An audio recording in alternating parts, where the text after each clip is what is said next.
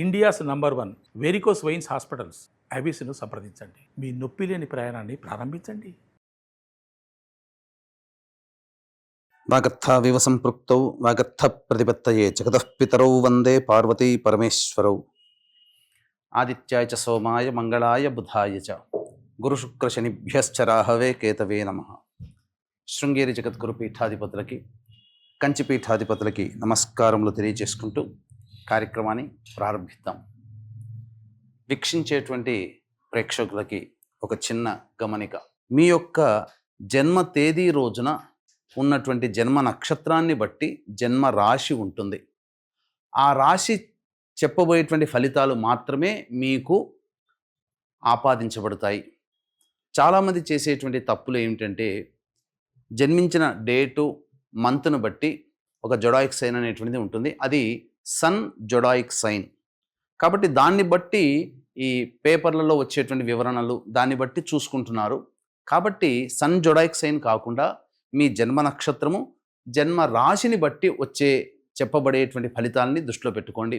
అలాగే నక్షత్రము రాశి తెలియనటువంటి వాళ్ళు మీ యొక్క నామధేయము, మీ పేరులో వచ్చేటువంటి మొదటి అక్షరాన్ని బట్టి ఏ రాశికి సంబంధించింది అవుతుందో ఆ విధమైనటువంటి రాశిని ఫలితాలు కనుక చూసుకున్నట్లయితే మీకు తప్పకుండా అవన్నీ కూడా ఆపాదించబడతాయని చెప్పవచ్చు. ఈ మార్పుని గమనించగలరు.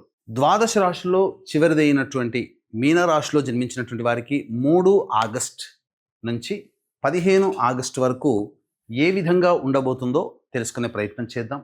రాశిలోనే శని సంచారం చేస్తూ ఉండడం, శని వక్రీకరించినటువంటి కారణం చేత జన్మశని వ్యయశని ప్రభావం ఏకస్థితిలో కలిగి ఉన్న కారణం చేత కొన్ని ఇబ్బందికర పరిస్థితులు ఎదుర్కోక తప్పదు.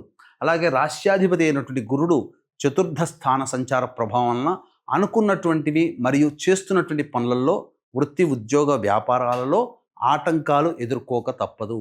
మీ కీర్తికి, మీ పేరు ప్రతిష్టలకి భంగం కలిగే విధంగా కొన్ని ఇబ్బందికర పరిస్థితులు ఉంటాయి. కావున జాగ్రత్తలు పాటించండి. ధనపరమైన సమస్యలు పెరుగుతాయి. అలాగే శుక్రుని యొక్క సంచార ప్రభావం అనుకూలంగా ఉన్నటువంటి కారణం చేత గృహోపకరణాలు కానీ, విలువైన ఆభరణాలు కానీ మీనరాశిలో జన్మించినటువంటి వారు కొనుగోలు చేసే అవకాశం ఉంటుంది.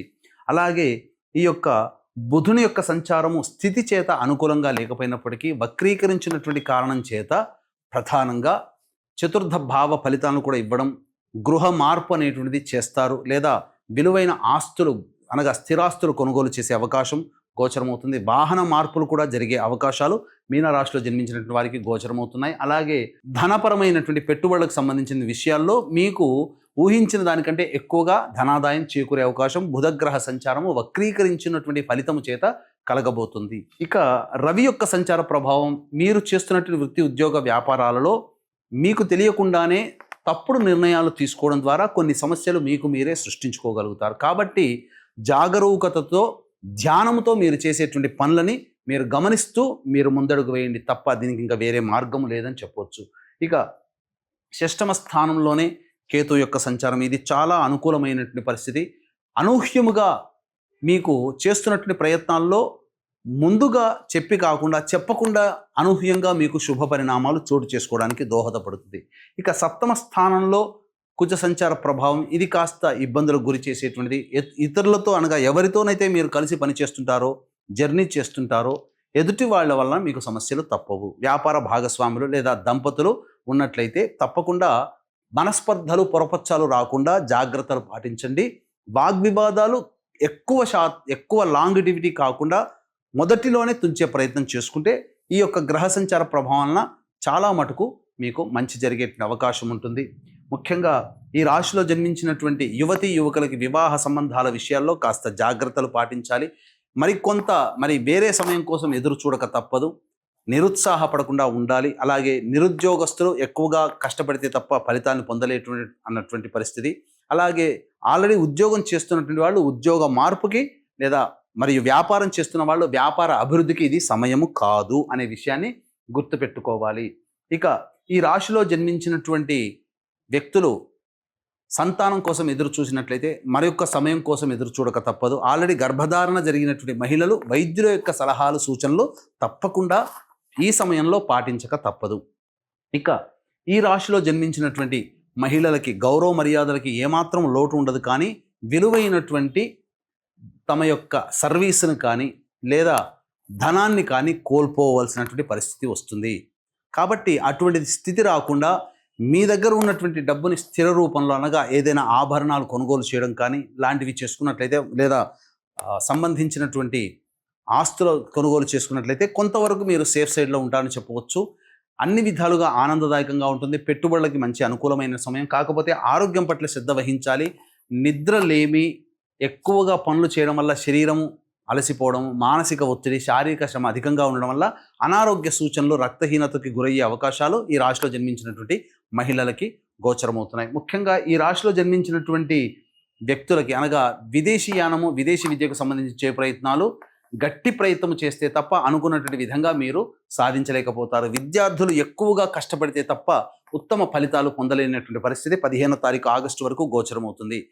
దైవానుగ్రహం ఉంటే తప్ప ఈ మీనరాశిలో జన్మించినటువంటి వాళ్ళు అనుకున్నటువంటి పనులలో సజావుగా ముందుకు సాగలేరు. కాబట్టి ఇట్టి దైవానుగ్రహం అందరికీ అందించాలనేటువంటి ఒక సదుద్దేశంతో ఆగస్టు 8 వరలక్ష్మి వ్రతము మరియు శ్రావణ పౌర్ణమి కలిసినటువంటి అద్భుతమైన అలభ్య పుణ్యతిథి యోగాన్నిచ్చేటువంటి రోజు. కాబట్టి అటువంటి రోజున శ్రవణ నక్షత్రంతో కూడుకున్నటువంటి రోజు కాబట్టి ఆ రోజున నిశీ సమయం అనగా 9 గంటలకి మీ జాతకరీత్యా కలుగు విద్యా సంబంధము, వివాహ సంబంధము, ఆరోగ్య సంబంధము, వ్యాపార సంబంధము, ఆర్థికపరమైన ఇబ్బందులు తొలగడం కోసం మరియు మేష, మిథున, కర్కాటక, సింహ, కన్య, వృశ్చిక, ధనస్సు, కుంభ, మీన రాశుల్లో జన్మించినటువంటి వారికి శనిదోష నివారణకై సర్వదోష నివారణ పూజలు, హోమాలు అనేటువంటివి జరిపించడం జరుగుతుంది.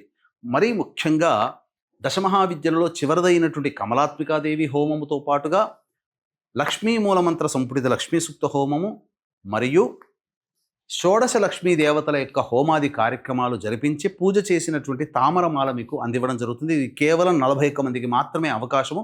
కావున 8వ తారీఖు రోజు సాయంకాలం 6 గంటల లోపల ఈ కార్యక్రమంలో మీ గోత్రనామాలు నమోదు చేసుకోవచ్చు. ఇక 3వ తారీఖు నుంచి 15వ తారీఖు వరకు రోజువారీ కార్యక్రమాల్లో ఆదాయ వ్యయాలు, మంచి చెడు ఏ విధంగా ఉండబోతున్నాయో తెలుసుకునే ప్రయత్నం చేద్దాం. 3, 4, 5 తేదీల్లో కనుక చూసుకున్నట్లయితే సంతానం మూలకంగా విభేదాలు, సమస్యలు పెరుగుతాయి. ఖర్చులు కూడా అధికంగా ఉంటాయి. ఆస్తిపాస్తులకు సంబంధించినటువంటి విషయాల్లో వివాదాలు అనేటువంటివి జరుగుతాయి. చర్చలు ముందుకు సాగుతాయని చెప్పవచ్చు. ఇక 6, 7, 8, 9 తేదీల్లో చేస్తున్నటువంటి వృత్తి, ఉద్యోగ, వ్యాపారాల్లో కలిసి వస్తాయి. ధనపరమైనటువంటి సమస్యలు తీరుతాయి. ఖర్చుకు మించిన ఆదాయం లభించడం ద్వారా అన్ని విధాలుగా యోగదాయకంగా ఉంటుందని చెప్పవచ్చు. విందులు, వినోదాలు కుటుంబ సభ్యులతో, మీ మిత్రులతో మీరు పాల్గొంటారని చెప్పవచ్చు. ఇక 10, 11, 12 తేదీల్లో మానసికమైనటువంటి ఆందోళనతో కూడుకున్నటువంటి జీవితము, వృధా ఖర్చులు, వృధా ప్రయాణాలు జరుగుతాయి. ప్రతి పనులలో ఆటంకాలు అనేటువంటివి ఉంటాయి. అలాగే ఏ పని చేయాలన్న ఆసక్తిగా ఉండకపోవడము, ఒక జిగ్జాగ్ లాగా ఉండడం అనేటువంటిది గోచరమవుతుంది. ఇక 13, 14 తేదీల్లో పెండింగ్లో ఉన్నటువంటి పనులను పూర్తి చేసుకున్నప్పటికీ ప్రశాంతత లేని జీవితాన్ని గడుపుతారు. కొంత చికాకుతో ఉన్నటువంటి జీవితం, కానీ ధనపరమైన సమస్యలు తీర్చుకోగలుగుతారు. విందులు, వినోదాలు కుటుంబ సభ్యులతో పాల్గొంటారు. పాత మిత్రులని కలుసుకుంటారని చెప్పవచ్చు. 15వ తారీఖు రోజున మాత్రం వాగ్వివాదాలు జరుగుతాయి. కుటుంబ సభ్యులతో జాగ్రత్తలు పాటించాలి. అలాగే ధనపరంగా ఖర్చులు కూడా అధికంగా ఉంటాయి. కాబట్టి జాగ్రత్తగా గమనించుకున్నట్లయితే 3, 4, 5, 10, 11, 12, 15 ఈ తేదీల్లో ఖర్చులు అధికంగా ఉంటాయి. కాబట్టి జాగ్రత్తలు పాటించండి. ఏ తర్వాత చెప్పుకొచ్చేది ఏమిటంటే ఈ యొక్క మీనరాశిలో జన్మించినటువంటి వారికి గ్రహ సంచారం అనుకూలంగా లేదు, గ్రహ గతులు కూడా అనుకూలంగా లేదు. కారణం చేత దైవానుగ్రహం తప్పనిసరి.